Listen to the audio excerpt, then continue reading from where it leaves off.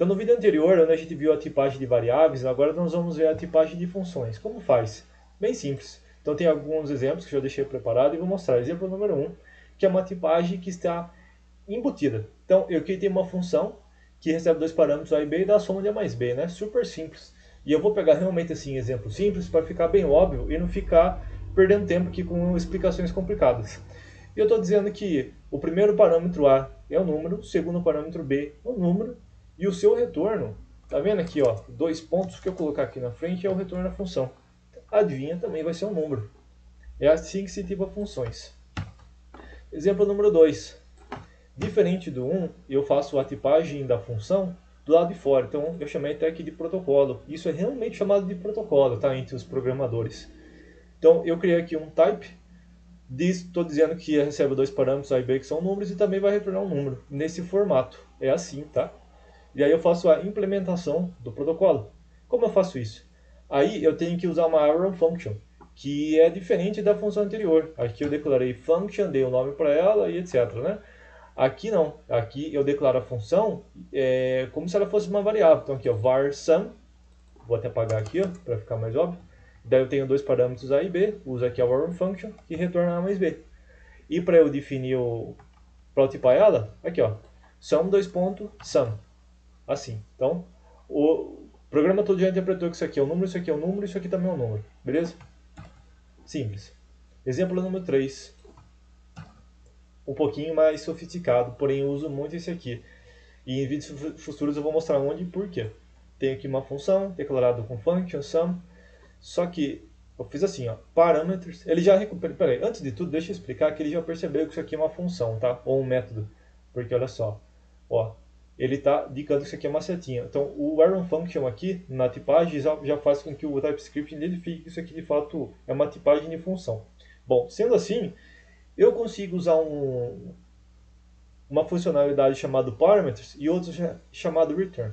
Então, se eu colocar aqui return type do meu tipo soma, que ele já sabe que isso aqui é uma tipagem de funcionalidade, de função, ele vai retornar o quê? O que eu colocar aqui na frente da arrow function, que é o número. Então, o retorno disso aqui é o número.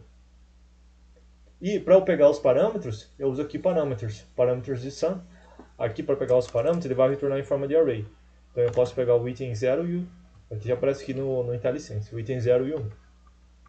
Então pegando o item 0 o A e o 1 o B. Beleza?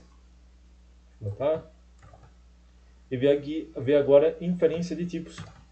Então eu criei uma variável. Eu nem sequer defini a tipagem dela, eu poderia, mas eu nem sequer fiz isso. Eu estou dizendo que ela é uma string, aqui eu estou dizendo que é um número, aqui eu estou dizendo que é falso. Na verdade, eu não estou dizendo que é isso, né? Eu estou atribuindo valores desse tipo. E aí eu quero saber a tipagem dela a partir dos valores que foram atribuídos. Como eu faço isso? Então aqui, ó, type text. Ah, por que eu coloquei esse text aqui? Porque o text é uma keyword reservada. Então, text was also... Aqui, ó, duplicate identifier text. Eu não posso usar text, tá? Se eu coloquei em alguma outra coisa, poderia ser aqui string. Enfim, uma keyword qualquer. Mas quando são keywords que já são pré-definidos aqui no JavaScript, no TypeScript, a gente não pode usar. Sendo assim, eu coloco aqui alguma outra coisa aqui, antes ou depois, para distinguir. Eu digo o seguinte, ó, type of text, ele já vai identificar para mim que é uma string. Bom, type of value, ele vai identificar com o número, e type of bool, ele vai identificar que é um booleano. Na verdade, ele identificou que é falso. Bom, uma peculiaridade. Agora vamos ver. Exemplo 2, um objeto que tem três propriedades, um ID, um name is open capital, ou seja, um número, uma string e um booleano. E se eu falar, me dá o type of de CIA, ou seja, companhia, ó, number, string, booleano. Beleza? Deu certo. Simples assim. Aqui então, para extrair os tipos de listas. Então aqui eu tenho uma lista vazia, uma lista de valores booleanos, uma lista de número e uma lista de texto. Mesma coisa, type of list. Veja que agora veio com um tipo novo para nós, que é o never. Já falo dele já. O booleano, o number e o string. Bacana? O never, ele está dizendo que nunca vai ser utilizado. Então, se eu pegar e declarar uma nova variável, por exemplo, assim, ó, new list, que é do tipo list never. Se eu tentar passar alguma coisa aqui, eu vou retornar erro, porque never quer dizer nunca. Então, nunca não é para passar nenhuma coisa aqui. É uma peculiaridade, tá? É assim que funciona. Não estou dizendo que tá legal assim. Depois a gente vê como uma alternativa melhor para isso. Mas a princípio ele vai identificar dessa forma. Então aqui eu criei uma lista que eu chamei de vazia, porque só tem valor no undefined, e isso não quer dizer nada.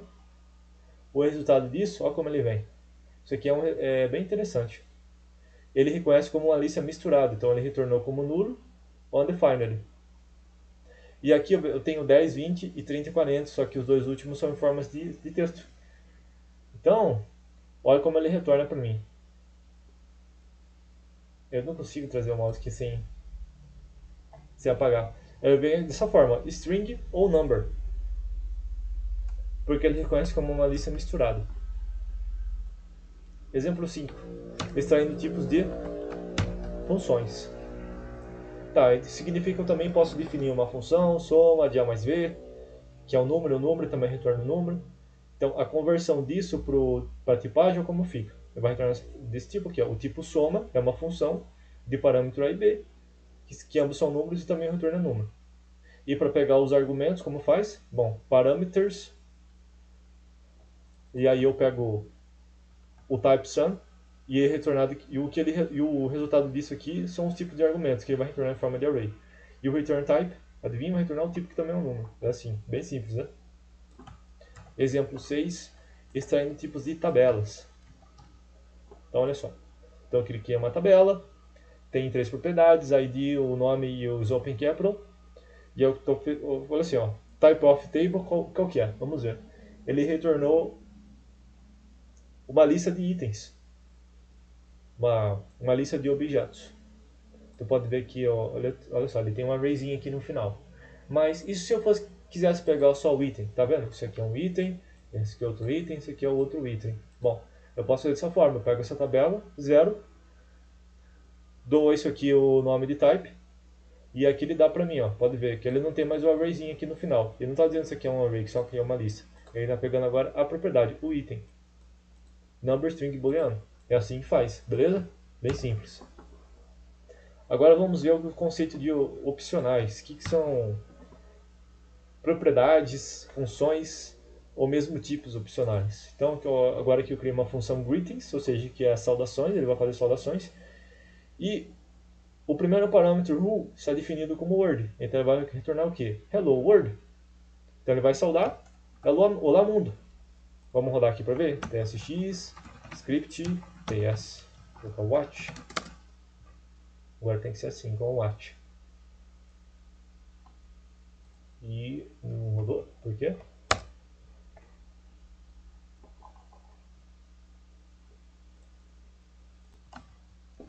Então, greetings, resultado número 1 é hello world. Agora no R2, como eu passei um parâmetro, ele substituiu o who, que inicialmente, a priori, era o word, porque foi o primeiro valor que eu passei. Passando aqui Bill Gates, então ele vai retornar hello who como Bill Gates, hello Bill Gates. E dando console log em R1 R2 é que ele retorna R1 hello world, R2 hello world, Bill Gates. Assim, tá? E olha só, para extrair o types disso, olha o que acontece. Aqui mesmo ele já faz isso. Ó. Então, greetings é uma função cujo who é um parâmetro opcional. Infelizmente eu não consigo. Ah, agora eu consegui. Ó. Tá vendo? Então, esse interrogação aqui significa que who é opcional. Então, necessariamente eu preciso passar o parâmetro who, como no primeiro caso não passei. E aqui em tipagem também vai indicar a mesma coisa. Então, essa interrogação demonstra que who é opcional. Beleza? Próximo exemplo, número 2.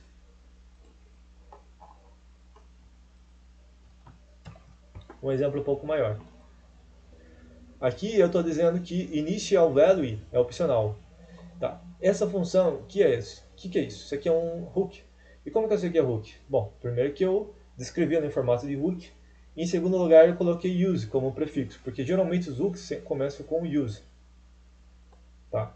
Então ela tem um valor default, que está default como 0. Isso significa que se nenhum valor for passado para o meu current value, quer dizer, se nenhum valor for passado no initial value, para o initial value, ela vai começar como default, que é 0. Agora, se initial value tiver algum valor, então ela inicia com initial value. Mas vai ter? Isso depende, né? Porque initial value está com interrogação, então quer dizer que é opcional. Pode ter o initial value ou não. Se não tiver, é o default, se tiver, é o initial value. Daqui simplesmente um increment. E aqui eu tenho o retorno dela, né? Então, beleza. Então aqui invocando, eu dando o nome aqui de contador, o primeiro é o contador A e o segundo é o B. No primeiro eu não passo o valor inicial, tá vendo? E aí o que eu faço? Vou até salvar aqui para ficar bem óbvio agora. Então olha só, tem um valor antes e depois do contador A e um antes e depois do contador B.